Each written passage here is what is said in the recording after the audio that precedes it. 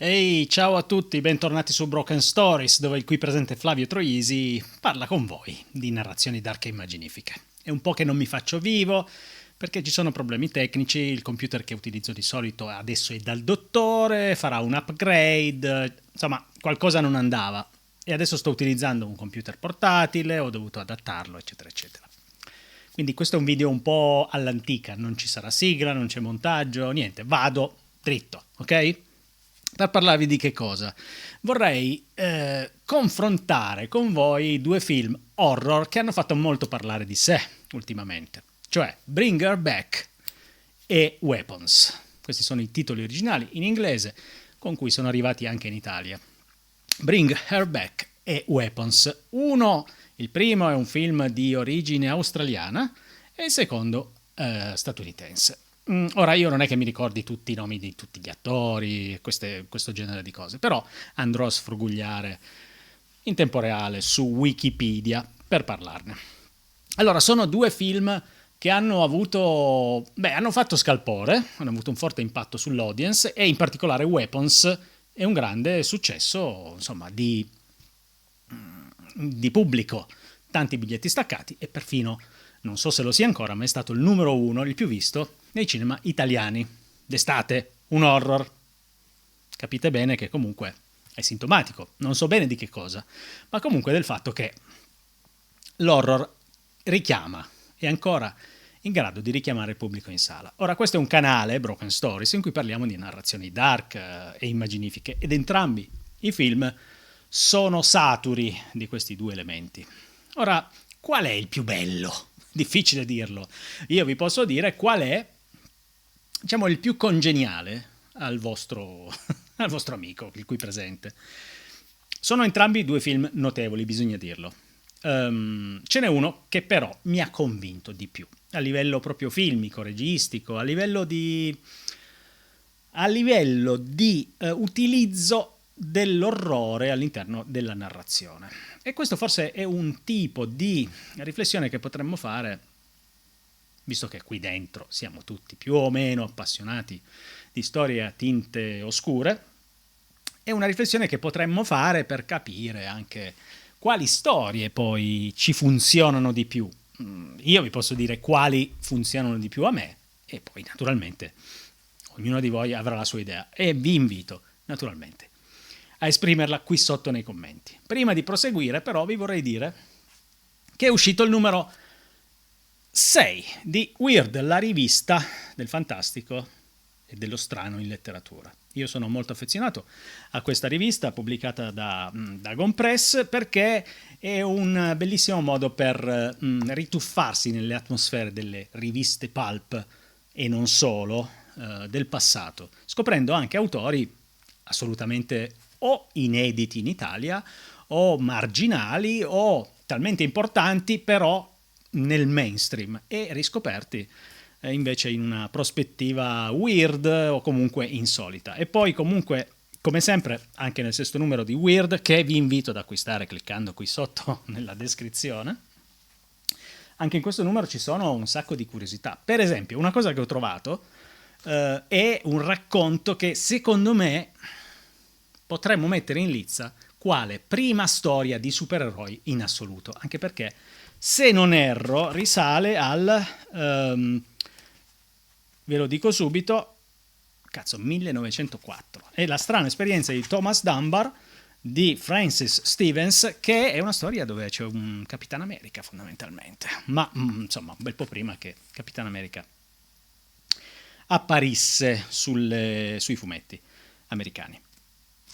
Insomma, e poi naturalmente ci sono tutte le schede biografiche molto, molto complete degli autori presentati, fra cui due italiani. Dei due racconti italiani, uno mi ha convinto di più, l'altro l'ho trovato un pochino più zoppicante, a voi scoprire quale, ma comunque veramente dei racconti interessanti. Weird.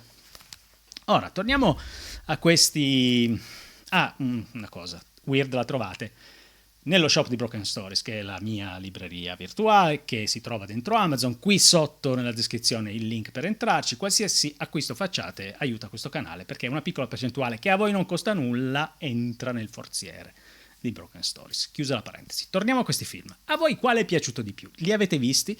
Allora, a breve, sinossi, riassunto delle storie.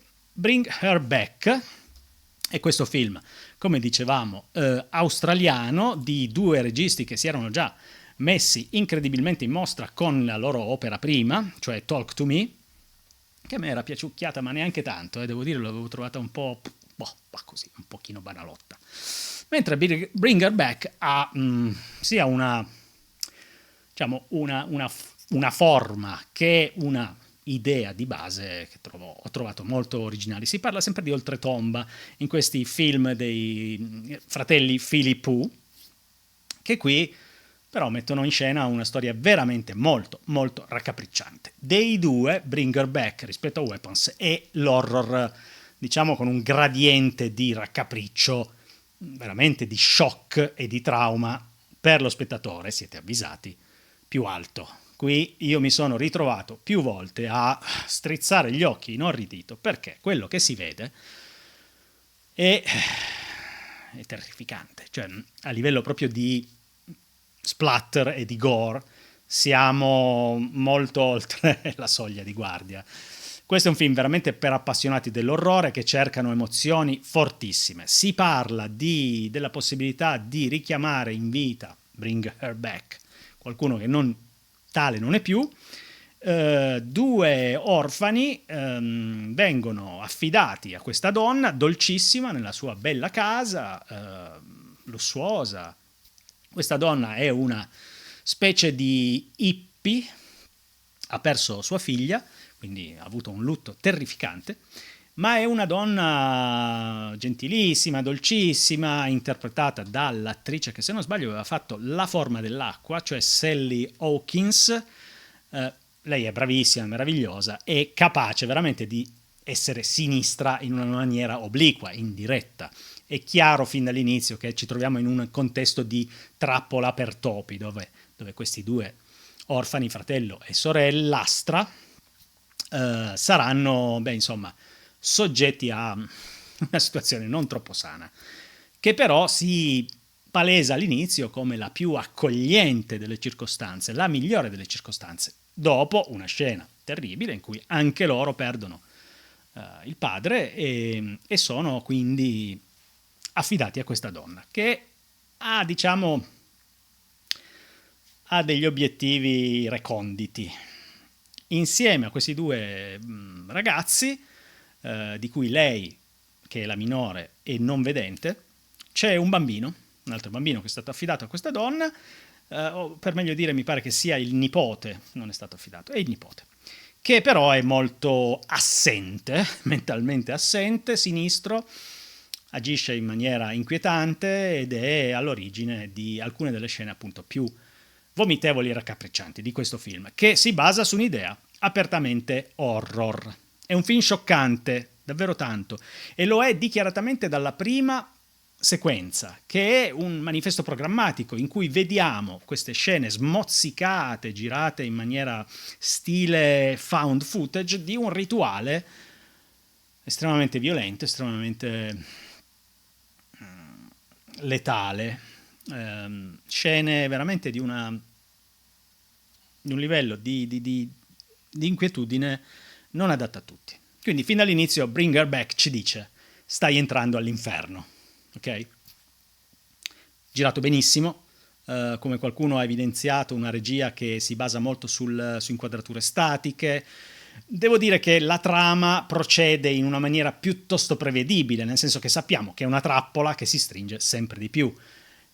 È fatta eccezione per le scene di orrore estremo. Devo dire che, a mio modo di vedere, il dipanarsi dell'intreccio è piuttosto lento, ma lento non in maniera virtuosa, lento nella misura in cui è prevedibile, in cui vive dei colpi di scena, dell'orrore che ogni tanto si scatena per poi essere riassorbito in una trama che altrimenti sarebbe, semplicemente di inganno. Ecco.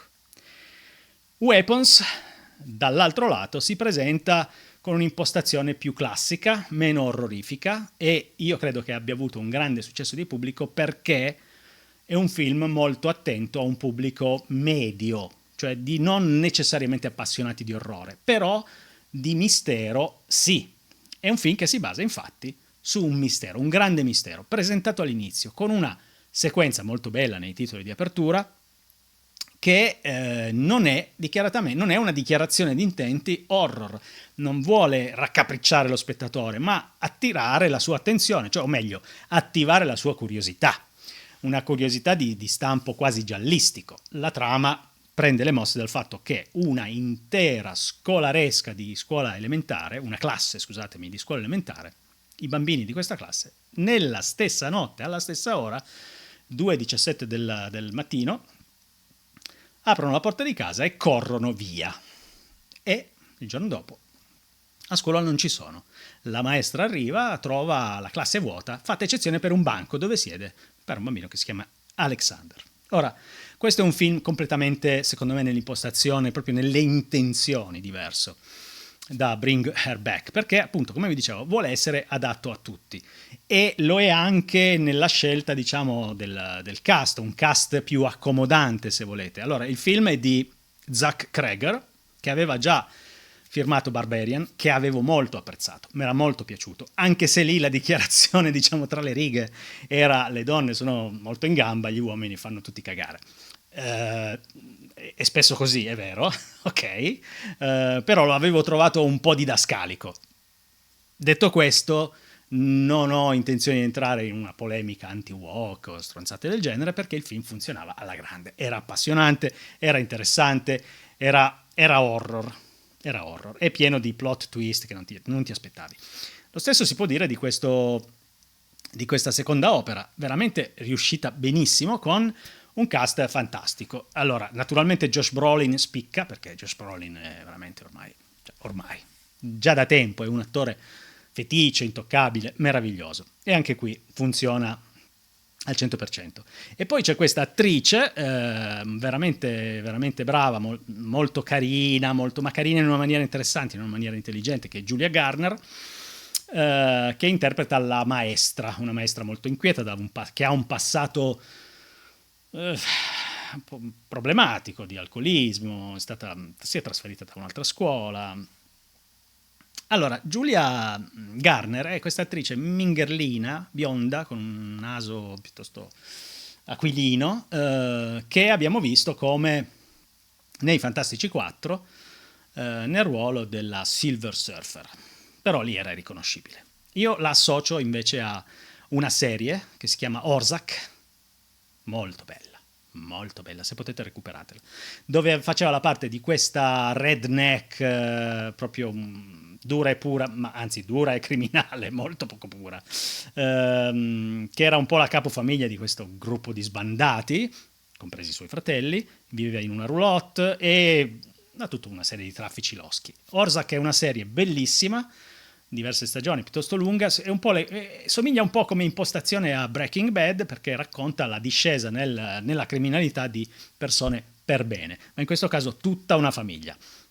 Ecco, io lì avevo notato che Julia Garner era fantastica, anche perché avevo visto la serie in lingua originale, lei con questo slang da hillbilly era credibilissima, meravigliosa. Qui altrettanto.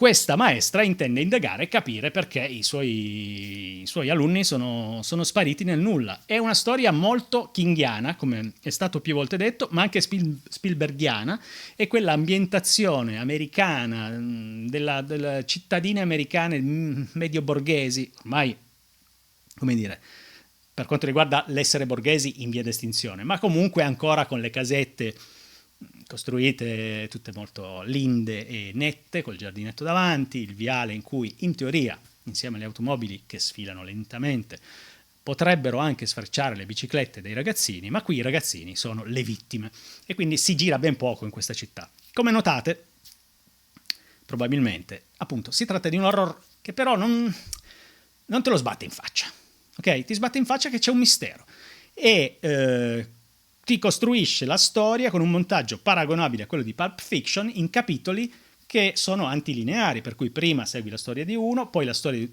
un personaggio, poi la storia di un altro che si incrocia con il personaggio precedente, perché facciamo un passo indietro nel tempo, poi andiamo ancora avanti, conosciamo un altro aspetto della storia e così via, per avere una visione d'insieme di diversi personaggi, tutti fighissimi, tutti interessanti, dalla appunto la maestra,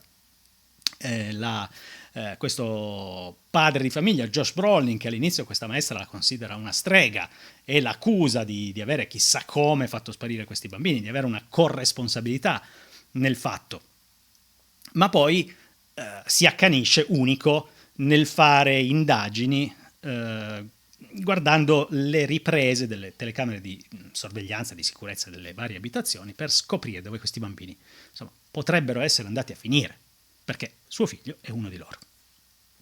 Abbiamo poi un poliziotto che è un ex fidanzato della maestra, e un tizio insomma con alcuni problemi comportamentali, anche lui non è messo benissimo, ma messo malissimo è sicuramente il tossico che si aggira per la città e proprio penetrando e cercando di rubacchiare dentro automobili e penetrando nelle abitazioni si metterà in guai terrificanti e scoprirà, ci avvicinerà di più di un passo alla soluzione orrorifica della vicenda.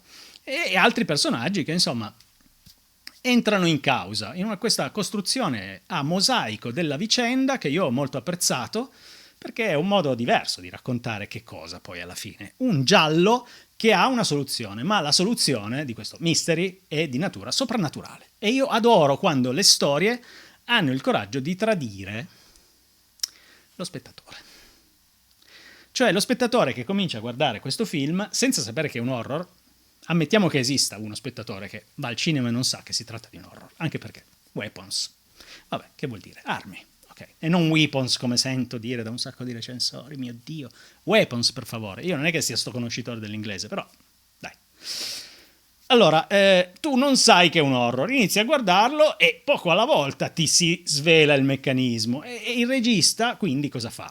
Beh, fondamentalmente ti si inchiappetta alle tue aspettative di spettatore, come dire, un po' abitudinario, ecco, questo è infrange la regola che dice se fai un horror tu fin dall'inizio me lo devi dire. Ed è quello che fa Bring Her Back, con questa sequenza iniziale da pelle d'oca che ti fa capire benissimo che stai per vedere un film che ti riserverà il peggio del peggio. Ma non è così Weapons. Weapons ti dice c'è un mistero, siamo quasi a Cabot Cove, no? C'è un mistero in questa cittadina, adesso cerchiamo di risolverlo. E tu parti tutto rilassato. Certo è inquietante, però non vedi sangue, non vedi macelli, non vedi niente di grave, se non qualche volta, boom, delle immagini che ti fanno pompare il sangue a 1000, adrenalina sopra gli occhi e sei fottuto. Però poi tutto torna alla normalità, una normalità ingannevole. Ecco, mi piace questo di Weapons, che è ingannevole.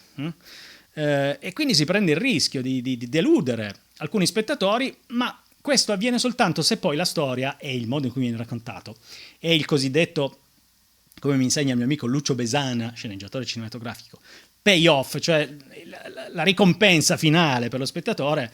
Se questa è moscia, allora il film non solo è ingannevole, ma poi anche deludente. Però in questo caso il payoff devo dire che è estremamente gratificante nelle ultime scene. Perché sì, poco alla volta scopriamo che c'è un mistero soprannaturale, quello che è successo ha radice in una presenza decisamente non ordinaria e neanche spiegabile in termini razionali, e quello che succede è che il climax è incredibile, non il climax, anche qui. Allora ragazzi, climax è latino, ho sentito altri recensori dire climax, a me viene la pelle d'oca, perché sono uno spocchioso, non dite climax, vi prego, è latino, climax.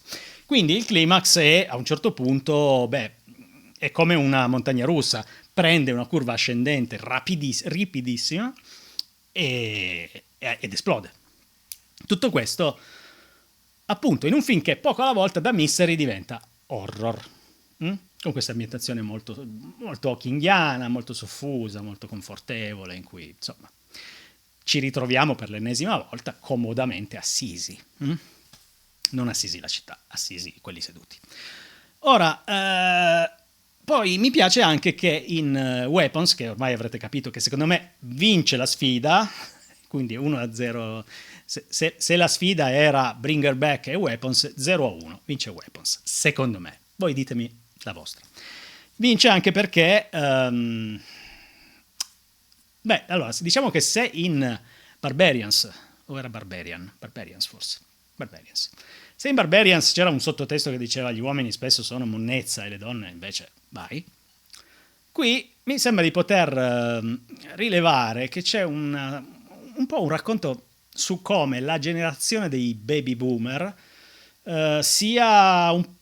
abbia alcune inclinazioni parassitarie, ecco, mettiamola così, ci stia succhiando il sangue. Non è un film di vampiri, quindi lo posso dire in quest'ottica, in questo modo. Il film ci dice i vecchi, che una volta erano i giovani e sfolgoranti baby boomer, stanno volgendo al crepuscolo, ma prima di farlo continueranno a sfruttare, se possono, le generazioni successive, cioè i loro figli e i loro nipoti, e lo faranno senza pietà. E questo è un film che parla sì, se volete, di una sfida generazionale o forse addirittura di una guerra generazionale, che naturalmente non va presa alla lettera, però c'è questo elemento, cioè voglio dire, non uscite dal cinema per poi picchiare le vecchiette, sarebbe sbagliato, o i vecchietti, i baby boomer, insomma. Però c'è questo sottotesto. Fate attenzione ai baby boomer, ai boomer. E io non sono un boomer. Chiariamo subito, se sei uno di quei pivelli che guardano i miei video, e intendo dire che sei molto giovane, io non sono un boomer, io sono generazione X. Questo film ci dice i boomer stanno appunto parassitando, o comunque prima di andarsene si prenderanno ancora tutto ciò che possono a dispetto dei diritti e delle lecite aspettative di benessere sia degli generazione X che di tutti gli altri dopo, insomma millennial, generazione Y, quelli che vengono dopo, non mi ricordo. E quindi c'è questo sottotesto, però sotto un film che alla fine ha una trama veramente convincente, dei personaggi meravigliosi, ecco, anche dal punto di vista dei personaggi, secondo me, fate eccezione per la mamma affidataria, che è veramente un personaggio rappresentato benissimo. Ecco, Weapons però secondo me ne ha di più, e sono tanti, sono tutti interessanti, sono tutti affascinanti, hanno tutti quel qualcosa che li rende protagonisti, tutti protagonisti. Mentre in Bring Her Back, che è una storia molto claustrofobica, tutta girata dentro una casa, chiusa, insomma, quasi tutto, i personaggi sono pochi e non li ho, non mi hanno colpito tantissimo. Però questo è il mio punto di vista e io sarei curioso di conoscere il vostro, a proposito di due film horror comunque di qualità altissima, che hanno graziato l'ultima stagione cinematografica e hanno fatto la felicità degli appassionati di narrazioni dark, molto dark, quali siamo noi qui su Broken Stories. Mi fate sapere se li avete visti e qual è la vostra analisi, su queste due pellicole, comunque di altissima qualità. Vi saluto, ciao. Un saluto a tutti, come dico sempre, da Flavio Troisi di Broken Stories.